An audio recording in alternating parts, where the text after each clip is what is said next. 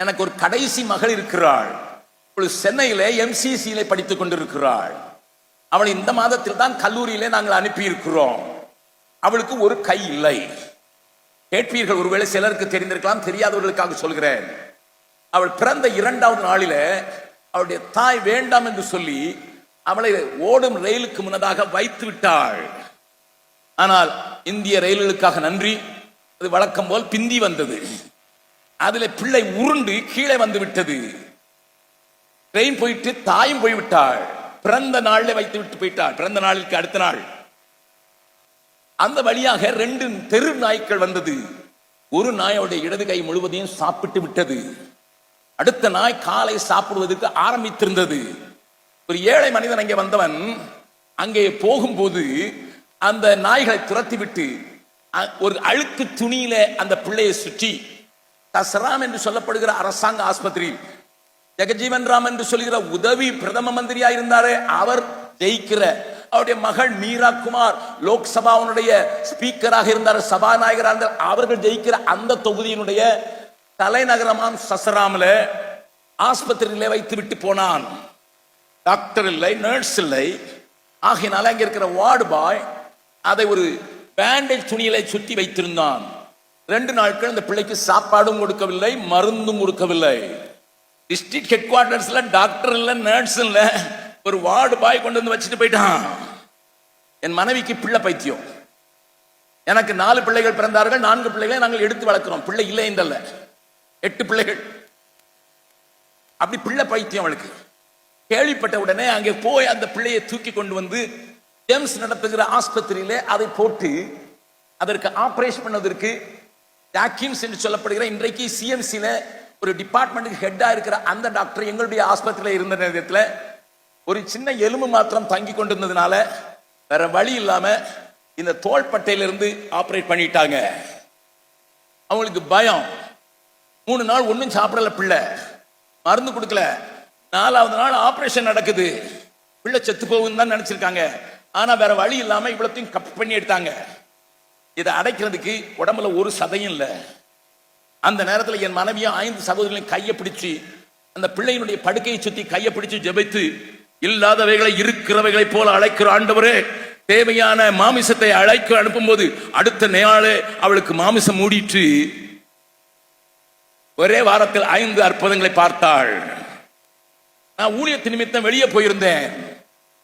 எனக்கு போன் பண்ணினாள் என் மனைவி, டேடி நமக்கு ஒரு குழந்தை கிடைச்சிருக்கு. இலங்கை பாஷை அது, குழந்தை கிடைச்சிருக்குது. நான் சொன்னேன், உன் பைத்தியம் பின்னைக்கு தான் விட போதோ தெரியல, இந்த வயசுல போய் இன்னும் குழந்தைய எடுத்துக்கிட்டு இருக்கிறிய அப்படின்னுட்டு. நீங்க வந்து பார்த்தீங்கன்னா பாப்பீங்க. சில நாட்களுக்கு பின்பு, 1 வாரத்திற்கு பின்பு நான் வீட்டுக்கு வந்த போது என் படுக்கையில ஒரு சிறகு அறுக்கப்பட்ட ஒரு ஏஞ்சல் தேவ தூதனை போல படுக்க வைக்கப்பட்டிருந்தார்கள். எடுத்தேன், மகளாக்கினேன். இன்றைக்கு கல்லூரியிலே படித்து வைக்கிறேன். அல்லேலூயா. அவள் கல்லூரியில இந்த மாதத்தில் தான் சேர்ந்தாள்.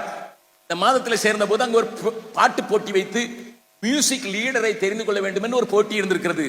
அவளுக்கு ஹிந்தியிலே பாட தெரியும், ஆங்கிலத்தில் பாட தெரியும், தமிழிலையும் பாட தெரியும் என்கிறதுனால அவள் தமிழில பாடும்போது இந்த பாடலை பாடினாள்.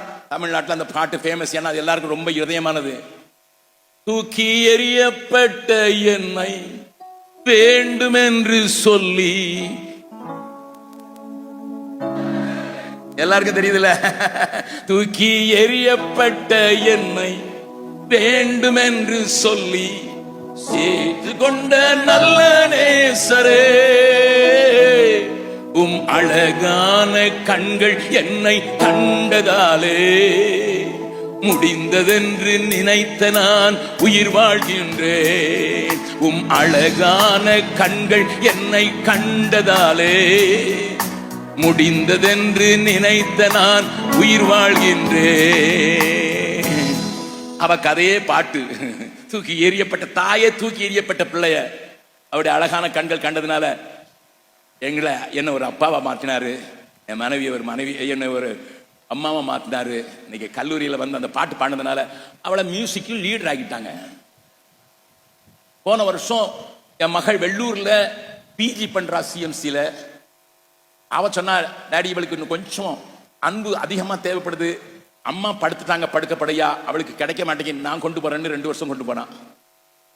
அங்கே ஐடாஸ் கேட்டர் ஸ்கூல்ல இருக்கும்போது வேலூர் மாவட்டத்தினுடைய போட்டி நடந்தது, ஓட்டப்பந்தயம்.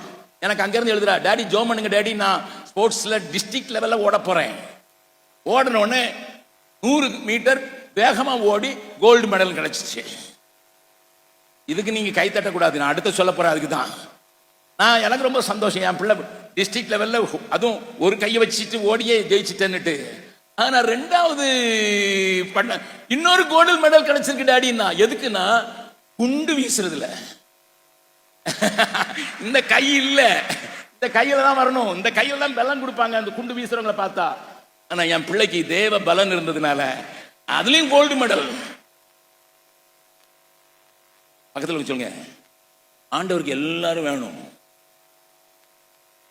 பக்கத்துல நல்ல கையை கொடுத்து சொல்லுங்க, கை இல்லாதவளே வேணுங்கும் போது 2 கை வச்சிருக்கீங்க.